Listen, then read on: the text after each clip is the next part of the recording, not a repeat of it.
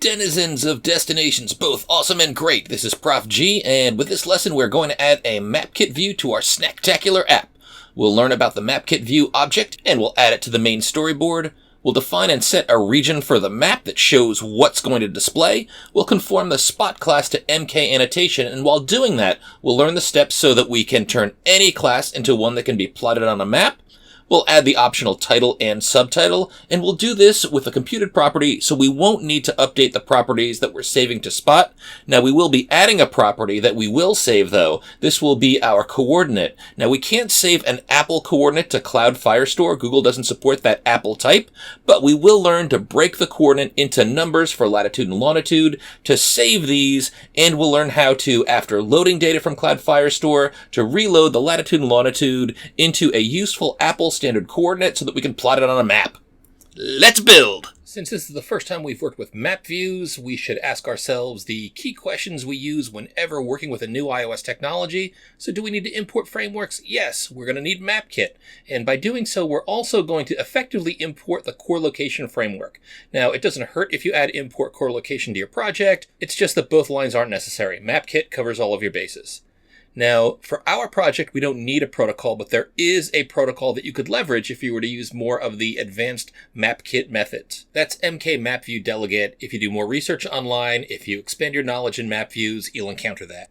But in our project, our map view work is actually pretty simple. We're just going to be clearing out the existing plotted points. Those are called annotation views. And we're going to add a new annotation view for any new location that we show on the map. That doesn't require our protocol. We also don't need any delegates. But again, if we were to use some of the advanced map view methods, we would set the MK MapView delegate. We also don't need to set a MapView.delegate property. There are plenty of delegate methods that can work with a map view, but we're not going to be leveraging any of those here. Just know that it exists for your advanced work. We also won't need to use any required methods. There certainly are a bunch that you could leverage if you wanted to make your map do more stuff. Now, we will need to add a map view to Spot Detail View Controller. We're going to create an IB outlet for it. We're going to create and set a region that defines what you can see on the map, and we'll center it on a particular coordinate that represents the place that we want to show. And most importantly, what we're going to do is we're going to take our spot class and we're going to conform it to the MK Annotation protocol. Now, this will allow us to plot the coordinates of the spot on the map. We haven't saved the coordinate yet, but that's really easy to get from Google Play's autocomplete. And we're also going to add some calculated properties that will allow us to show the name as the title in the annotation view and the address as the subtitle. Let's get this started by adding a MapView object to our Spot Detail View controller. So click on Main Storyboard. I'm going to move all the way to the right so that I can see my Spot Detail View controller. I'll click on Library, search for Map, and I see MapKit View is my only option here. So I'm going to drag that over and plop it right inside my view just below my address. It's not touching any of the sides, so I'm going to click on Set Constraints. I'll set the top to 2 and the left, right, and bottom to 0. Then click Add 4 Constraints. And you should now see that you've got a MapKit view that's nicely placed inside of your view. Let's take a look at the attributes of this guy. So with your MapKit view selected, why don't we go over to the Attributes Inspector. Now I'm going to click on User Location. If the region that's showing on the map can also show the user's location, this will show that pulsing blue dot for the user location. That won't happen until a future video when we get the user's location, but we'll click that for now. Feel free to come back here if you want to explore what some of these different options are. For now, I'm going to leave everything as you see it here, and I'm going to build and run and see what my map looks like. So here we go. We haven't written any code to manipulate the map view, but if we click on plus to add a spot or a restaurant, we can see, hey, we've got a map in there. Now my Mac is set up with the United States as my region, so I'm centered right on the continental US. You can also click on the map though, and with the mouse held down, you can swipe and travel all over the world. Now there are a few other tricks that you can leverage too. If you hold down the Shift key and then you click and drag up while holding down Shift, you'll zoom out. Similarly, if you hold down the Shift key, click and drag down, you zoom in. So you can experiment with that, zoom in and out, you feel like a spy satellite. Then if you hold down the Option key, you'll see these two little circles show up, which represent 2 fingers for pinching to do a pinch and zoom, or that will allow you to rotate the image. If you hold down the Option key, then move your cursor up or down, you can move these little circles closer or further apart. Then if you hold down the Shift key, you can move both of those cursors at the same time, making it seem as if you're moving your 2 fingers up or down in your iPhone. Then release your finger from the Shift key, but keep your finger down on Option, and if you click, you can move your cursor up or down to zoom out or zoom in, or you can move it left or right to rotate your map as well. For this app, I actually think that rotating gets in the way, so I'm going to click off the rotating attribute in the Attributes Inspector. But this is looking good. Let's start coding up our annotation so that we can show a spot on the map and zoom in on that spot.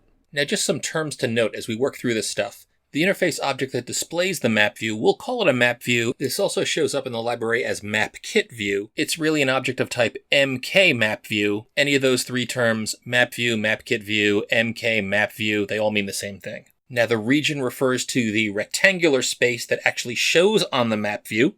An annotation object holds the data for an object on the map. Now, that can include the coordinates, the longitude and latitude, and optionally a title and a subtitle that can display as part of the annotation view. Now, an annotation view is the thing that presents the annotation object on the map. So think the balloon markers or the pins that you see in a map view.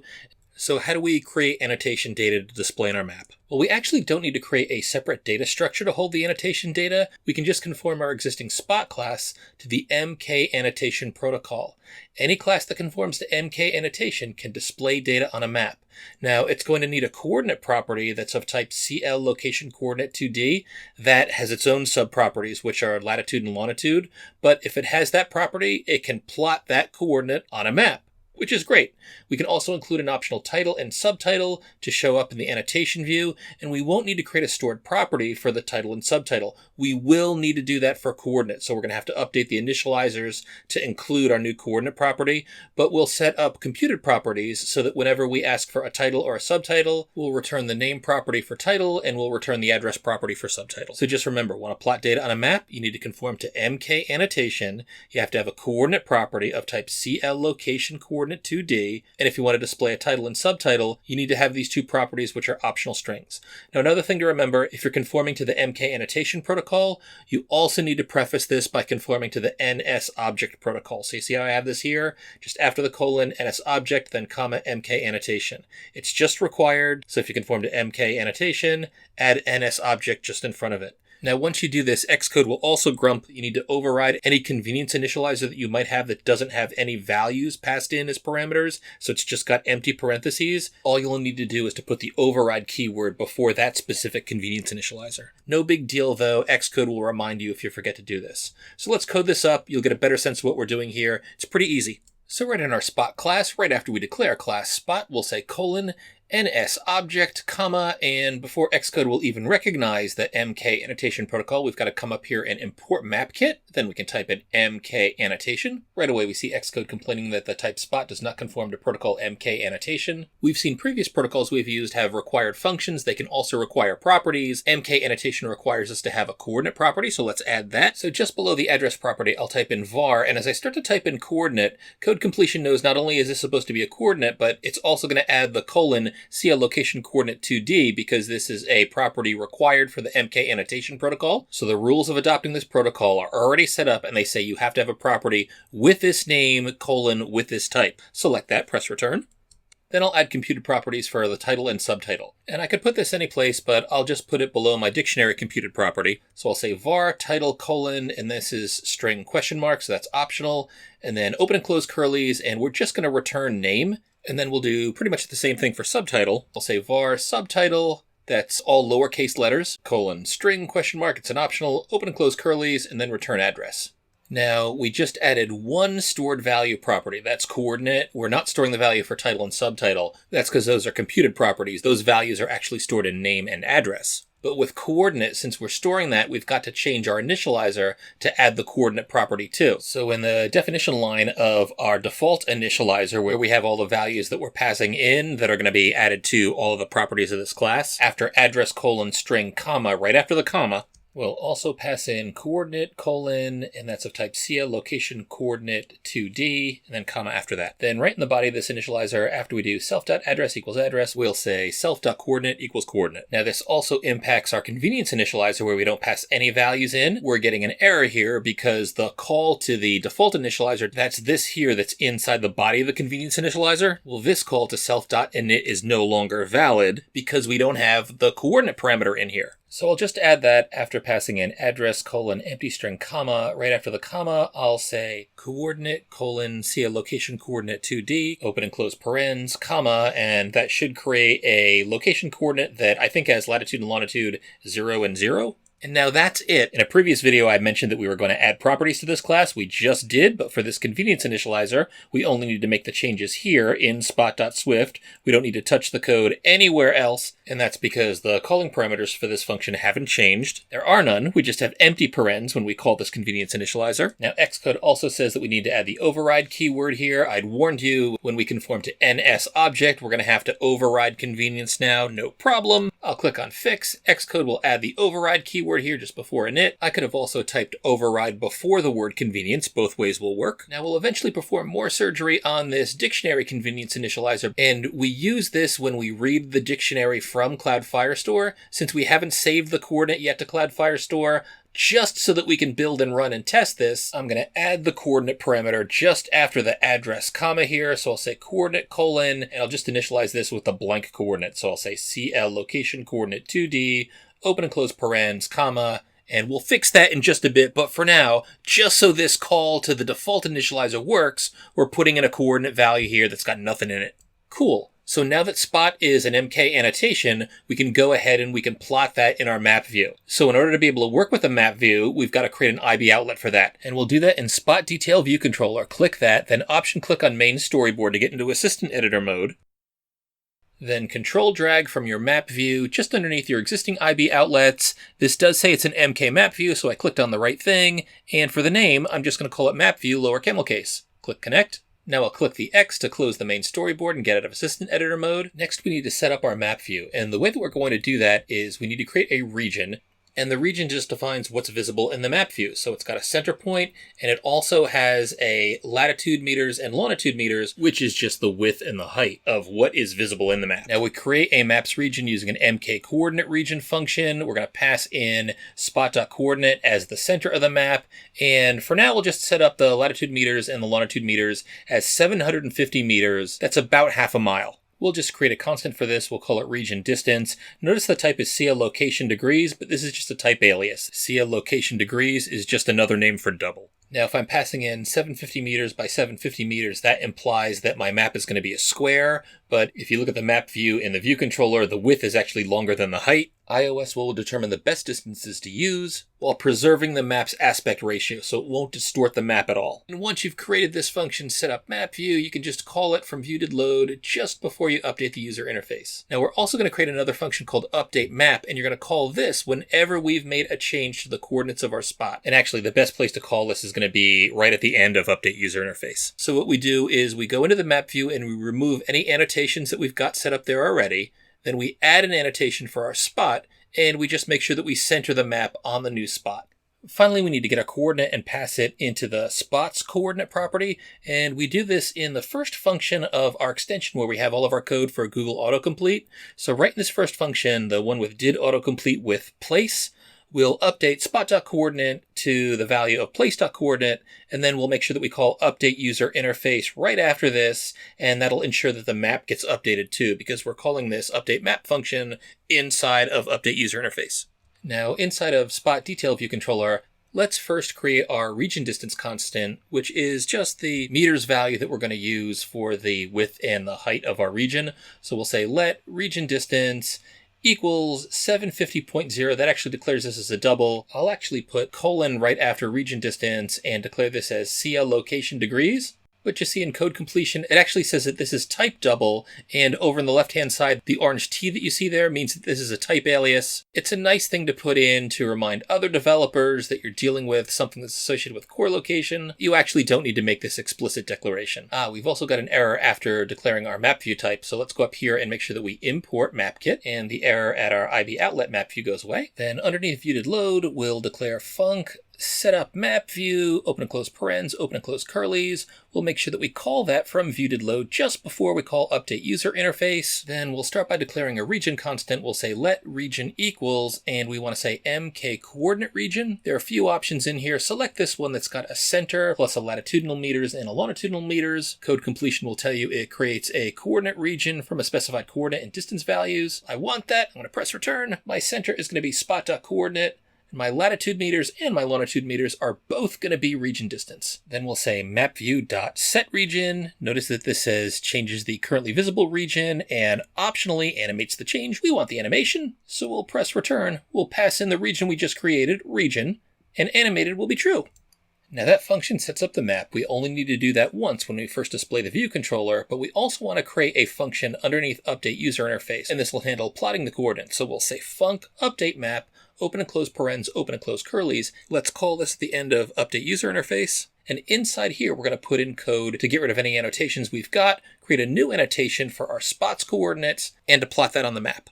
So we first say MapView.remove annotations. Code completion says it removes an array of annotation objects from the map view. Press return, and we just pass in MapView.annotations. See that property in code completion? It just says it's a complete list of annotations associated with the receiver, which is the map view. Press return, then we'll say MapView.add annotations. Code completion says this adds the specified annotation to the map view, and look what you pass in here, something that's of type MK Annotation. Well, our spot conforms to MK Annotation, so we can pass our spot in. Press return to accept this, and just pass in spot.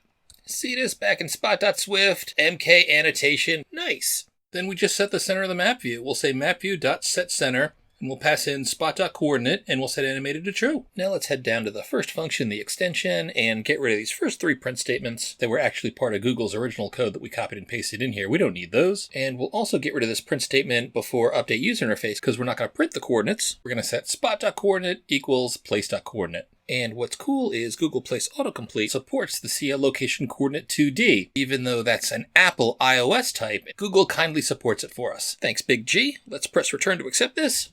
Build and run. Hammer time. No errors. Here's our app. Let's click on plus. Map shows nothing. It's because we got no coordinate in here. Let's click on Lookup Place. And a short walk from BC in Newton Center is Lee's Burger Place. We'll select that. Oh, zoomity zoom zoom. We see Lee's Burger Place showing right in the center of this map, about half a mile wide. Nice. Let's click the Lee's Burger Place pin, and whoa! We see the subtitle show up, and that's got the address in it. Excellent. Let's see what happens when we click it again. Woo, the pin shrinks, and the subtitle goes away. Anything that's inside of Google Place Autocomplete can be pulled up. I'm going to type in Fulton Hall. That's where my office is. I'll select that and zoom it to zoom zoom. Animation fun. That's where my office is. Click on Fulton Hall. We get Boston College's official address. Let's click on Lookup Place again. Look for something new. Oh, how about one of the best meals in my life was in Glasgow at Kyle Brewich. There it is. I'm going to click that. And zippity doodah, here I am in Glasgow, Scotland, right by the Botanical Gardens. In Scotland and up for a fancy meal? Get the tasting menu. Let's click save. Now the problem is, if we go and click on Kyle Brewich, we don't see anything here. How come? Well, we didn't save our spot coordinate. Let's fix spot so that we're saving data to Cloud Firestore. And we'll head over to spot.swift. That's where we need to do all of our coding. But let's take a look at what we're about to accomplish and why. Now here's something that we've got to deal with. CLCoordinateLocation2D is an Apple type which Google supports in Place Autocomplete in the Swift functions that we've been using, but it is not supported in Cloud Firestore. Now we know the CLCoordinateLocation2D has a .latitude and a .longitude property. Those properties are listed as CLLocation degrees, but that's just a type alias for a double. Google supports a double, so what we can do is we can decompose our coordinate property into a latitude and a longitude and save those as two separate values to our dictionary. And this is the way we're going to do that.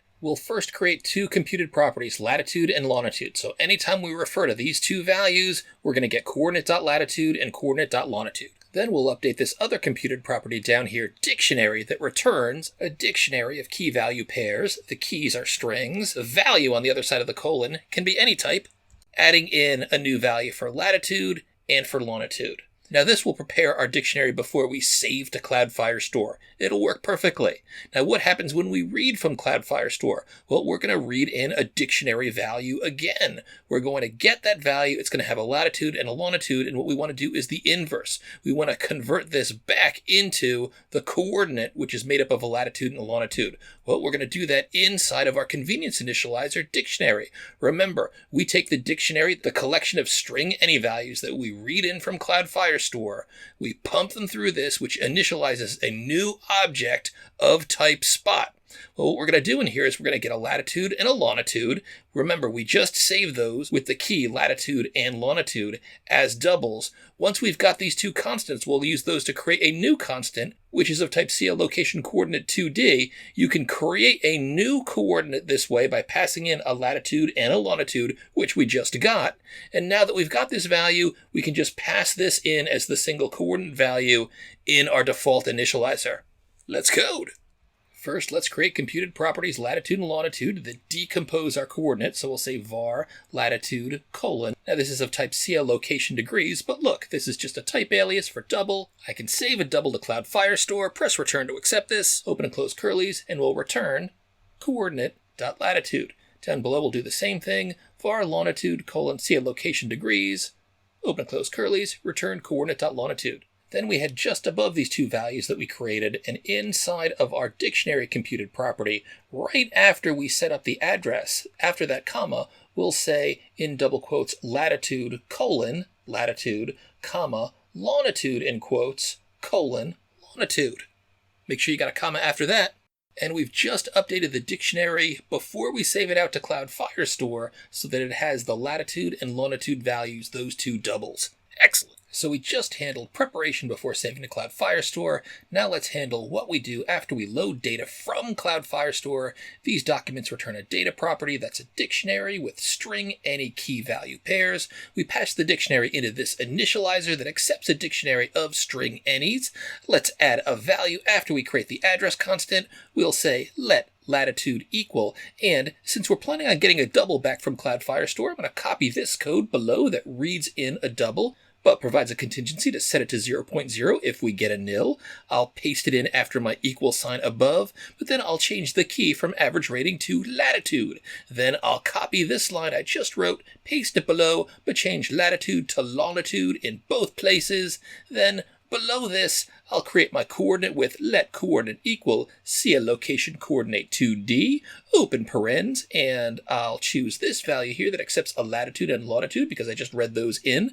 Now, code completion tells me that those are CLLocation degrees, but hey, type aliases, you can't fool me. I know that you are just doubles. I will pass in latitude and longitude, but then I've got to change the call to the default initializer. Remember I said that we needed to create this with the bogus CLLocation2D with nothing in the parens, just so that we could run our code without crashing and test to make sure that we could plot stuff on the map. Well, now we can get rid of this just after coordinate where we have colon CLLocation2D and replace this with coordinate colon coordinate. This is looking ultra sweet. Let's build and run and see what we got. No errors. App launches. I'm going to click on Cal Bruich. Again, we don't have a coordinate in here because we didn't save it. I'm going to click on Look Up Place again. Google Place Autocomplete is going to get me the correct location. Look at this. I'm plotted in Glasgow. I'll click Save. Then I'm going to click it again. Look at this. Now when I get in here to take a look, it is plotted properly right near the Botanical Garden in the lovely city of Glasgow, Scotland. I'll cancel out. I could have saved either one. No problem. It's already saved. Click on plus. Let me look up a place for, Lee's Burgers. Yeah, we didn't save that. So here we are in lovely Newton Center. I'll click on save. Back to Cal Bruich. I'm in Scotland. Back to Lee's Burgers. I'm down the street in Newton Center. Let me click on Red Bones Barbecue, one of my favorite barbecues here in Somerville in Davis Square near Tufts University. No coordinates in here. Let's click on Look Up Place and fix that. There's Red Bones. We see it's plotted perfectly. Excellent. Scrolling around here, look at all that stuff. My wife and I used to live near Davis Square. I'm going to click on Save. Back to Red Bones. Click again. There we are. We're looking at Red Bones on a map. Looking perfect. Swifter. You are a Magellan of the MapView. I hope you're feeling good about your skills. Your app is quite sophisticated. Keep at it.